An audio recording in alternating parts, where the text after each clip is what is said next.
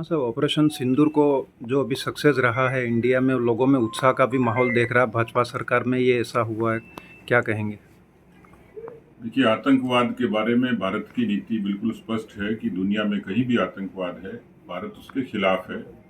और बहुत बरसों से हम लोग भी जो पाक पोषित आतंकवाद है उससे जूझते रहे। अनेक अवसरों पर 2008 से लेकर 13, 16, 25 और लगातार एक के बाद एक घटनाओं ने देश के सामने एक यक्ष प्रश्न खड़ा किया।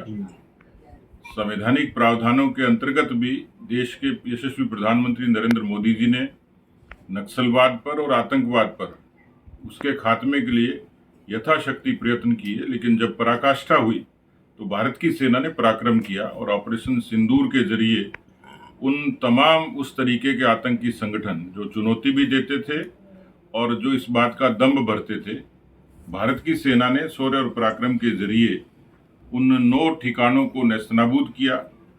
उनको इस तरीके के जो घोषित आतंकवादी थे या तो मारे गए या उनको छुपने पर विवश होना पड़ा।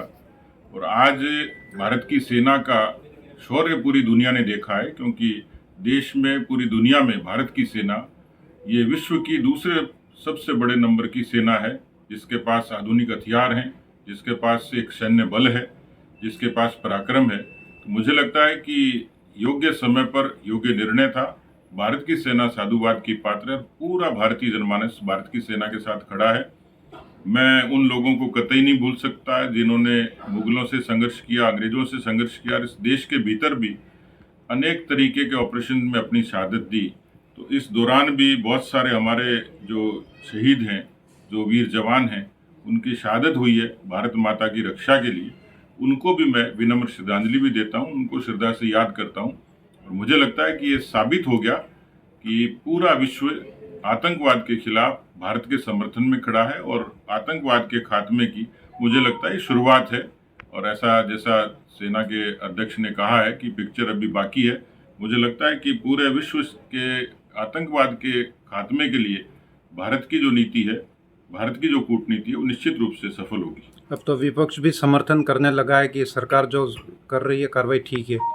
देखिए, देश केवल एक दल से, एक विचार से नहीं बना है। देश हर कौम, पंथ, मजहब, भारत की खूबी यही है कि एक भारत श्रेष्ठ भारत का उद्घोष इसलिए होता है कि हमारे यहाँ राजनीति से इतर भी देश बड़ा है, देश सबसे बड़ा है, देश सबसे पहले है।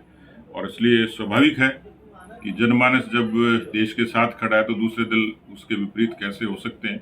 मुझे लगता है कि सबका निर्णय सही है और एकजुटता से हम लोग निश्चित रूप से मोदी जी के नेतृत्व में इस आतंकवाद का सफाया कर पाएंगे।